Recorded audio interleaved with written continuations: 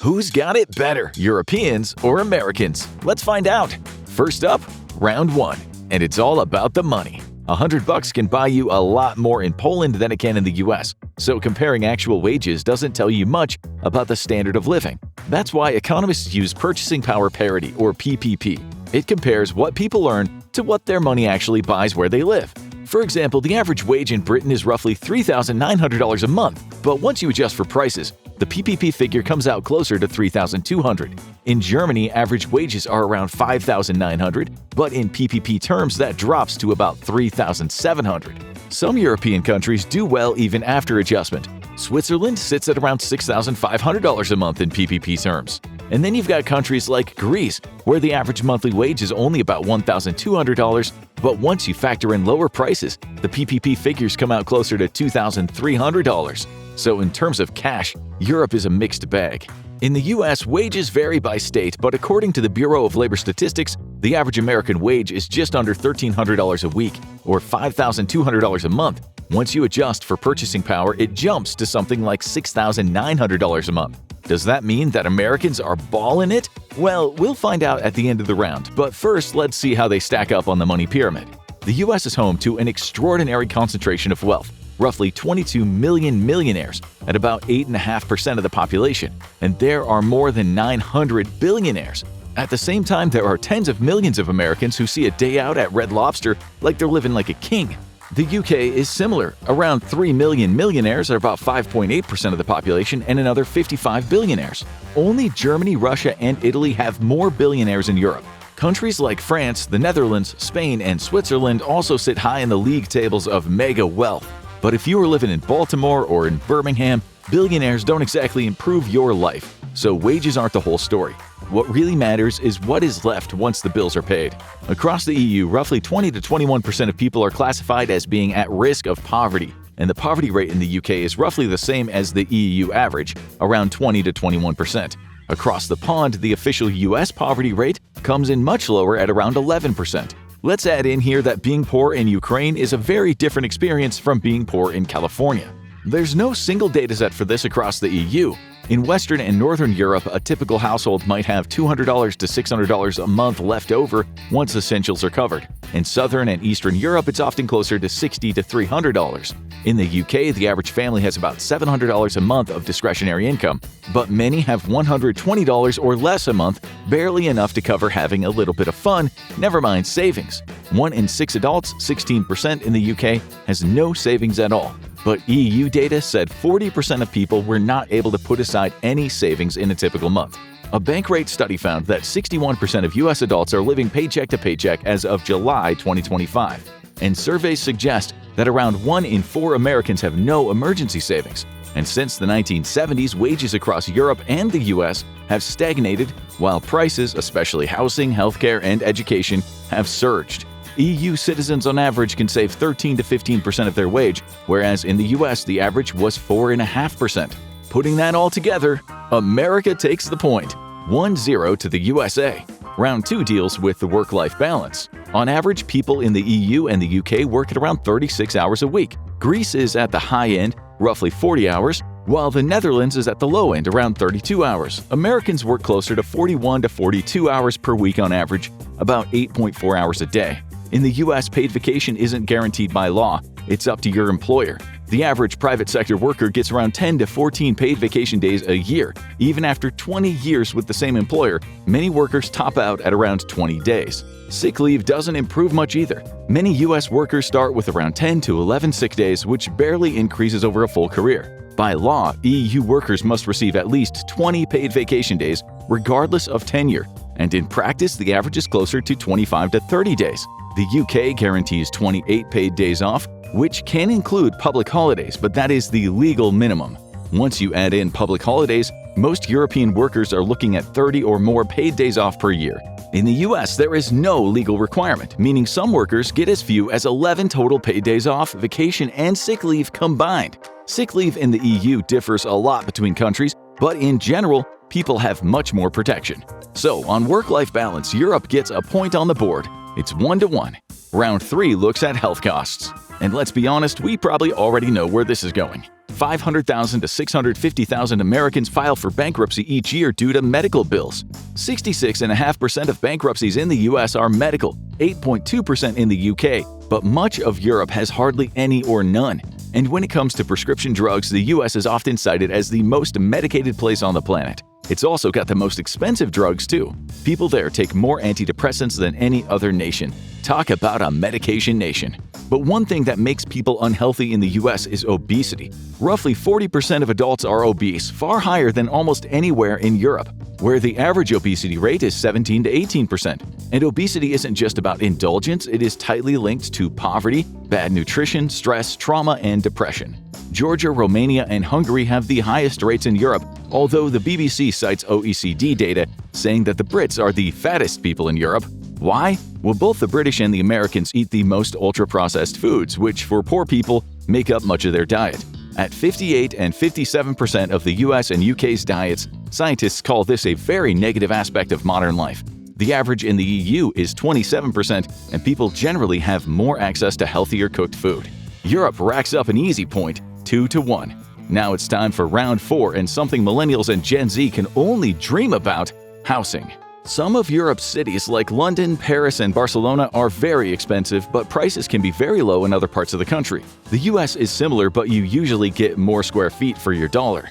A 2-bedroom apartment in San Francisco will cost you $3,600 a month, which is tough going if you earn the minimum wage of $19 an hour.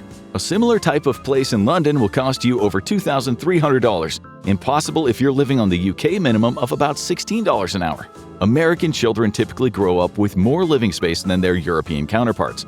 On average, US homes are roughly twice the size of British homes and also significantly larger than homes in most of Europe. That extra space is a real quality of life advantage. Still, even though the US wages versus housing costs are very bad, you get a little bit more bang for your buck throughout the whole of the US than you do throughout Western Europe. Also, affordability indexes that compare housing prices to local wages put dozens of European cities far higher than the vast majority of US cities. Moscow, Istanbul, London, Athens, Lisbon, Split, Prague, we're looking at you, and many more too. This round goes to Team USA, 2-2. Let's keep this moving with round 5, transportation. While around 41.5% of Americans walk for leisure, only around 16% walk to work. Why? Because for huge parts of the country, there simply aren't viable alternatives to driving. Europe contains some of the best public transport systems on Earth. As for average commute times, the EU is 25 minutes, the US is 27 to 28 minutes, although in the US it's usually by car and in the EU by public transport. That said, running a car in the US is relatively cheap by rich country standards. Studies suggest Americans typically spend around 55% of 1 year's salary to buy and run a car, compared with around 89% in the UK, second only to Finland. France and the Netherlands aren't far behind. Most people still drive, so on transportation costs alone, we'll put that one in the US column, 3-2 America. Round 6 deals with smarts, and it's all about education. In the US, you're looking at around $30,000 to $31,000 for in-state public universities, but that goes up to $49,000 for out-of-state public universities. And if you're intending to rub shoulders with the Mark Zuckerbergs of the world at a private university, it could set you back as much as $63,000. That's for everything: tuition, fees, room and board, and books. So it's a rough estimate. To cover the costs, kids borrow, which is why the average student debt after college is around $30,000. Let's see how Europe fares. Costs vary enormously depending on which country you study in. For 4 years, we might be looking at between $35,000 and as much as $110,000 all over the EU. In England, the most expensive in the UK, 4 years could set you back almost $50,000. The average student debt in the UK is approximately $55,000. Even students in Sweden, where the tuition is free, could be saddled with an albatross of 20 grand. Europe is a very mixed bag, so for education costs, it's a draw. The score stays the same, America still holds a 3-2 lead. They say children are our future, but how do things stack up with fertility and family? Let's find out in round 7. Across the EU, the average birth rate now stands at about 1.38 children per woman, well below the replacement level. In 2023, Bulgaria was the highest at roughly 1.8, followed by France and Hungary. At the bottom were Malta, Spain, and Lithuania. It's the exact same story in the USA, but at an average of 1.6 children per woman, it is higher than most of Europe. How much is it going to cost you to have kids? Well, raising a child in the US from birth to age 18 now costs between $300,000 to $400,000. Raising a child in poor rural Ukraine and raising one in an English boarding school is not in the same ballpark. But let's just go with the average again. Say raising a child to 18 can cost anywhere from $250,000 to $500,000 in Europe. But if you're poor or a low-income family, Europeans usually have more paid maternity and paternity leave, more subsidized childcare, and more safety nets in general. Both sides make strong arguments, so let's call it a tie. It's still 3-2 to Team USA. Can Europe make a comeback? Let's find out. In round 8, things get dark. It's the alcohol and substance abuse quickfire round. One major reason for all of that dying young in the US is what economists call deaths of despair, now the 5th leading cause of death in the US. In 2022 alone, more than 200,000 Americans died from drug overdoses, alcohol abuse, or decided to clock out on their own terms. Since 1999, over 1 million Americans have died this way, more than the total number killed in all of the US wars of the 20th century combined. Until about 2013, these deaths were concentrated among the middle-aged white Americans without college degrees. But when fentanyl flooded the drug supply, black men were hit just as hard. Women die from deaths of despair too, as do young people, but men die at far higher rates. When it comes to alcohol-related deaths, countries like Denmark, Finland, Slovenia, and Germany rank high. Rates all over Europe are much higher than in the US. So Europe edges out this round, and we're tied up 3-3. Now that we know how people are dying, what's the life expectancy like? Let's find out in round 9. On average, Americans have worse health outcomes than people in other high-income countries. Despite paying more for healthcare, US life expectancy sits at around 78.4 years, 75.8 for men, and 81.1 for women. The difference between the richest and poorest can be 7 to 14 years. Across the EU, the average life expectancy is closer to 81.7 years. Bulgaria is at the lower end, at around 75.9 years, but the US is worse than most of Europe. Surviving birth is another matter that experts take into account when trying to ascertain the quality of life. In 2023, there were 3.3 to 3.4 deaths per 1,000 live births in the EU. In the UK, it was 3.9 to 4.0 per 1,000. But the US was way worse, hitting 5.61 per 1,000. Crime stats change all the time, so let's compare the extremes. The UK often appears toward the worst end of European rankings, with cities like Birmingham, Manchester, London, and Bradford regularly cited for the highest crime rates on the continent. Outside of France's Marseille or Italy's Naples, not many Western European cities rival them, so let's compare the UK and the US. Homicide rates are about 6 per 100,000 in the US, compared to Europe's overall rate of roughly 2 per 100,000. Only Russia comes close. So Europe walks away with a point, extending the lead to 4-3. But at the infographic show, we're not all doom and gloom, so let's have a bonus round: happiness and quality of life. According to the World Happiness Index, Finland, one of the countries with the highest rates of death and despair in Europe, is the happiest. Those dark winters must be tough. Denmark, Iceland, Sweden, and the Netherlands are just below, with the UK and the US almost neck and neck in places 23 and 24.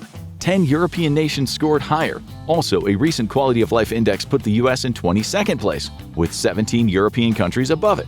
But let's take a look at how people report their life satisfaction, because all those stats don't tell us how people actually feel.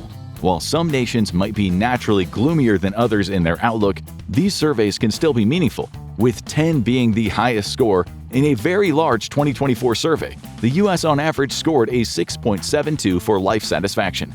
Most of Western Europe was almost exactly the same, but much of Eastern and Southern Europe was much lower in the 4s or 5s, while Scandinavia was much higher in the 7s. Happiness is a personal thing, so let's just call it a tie and award no points. It's time to look at the scores. 4-3 Europe. It was a tight contest, but Europe just edged it out. But given everything you've heard, where would you rather live? Check out Dumb Ways to Die US edition to see America's side of the Cold War rivalry, or watch this video instead.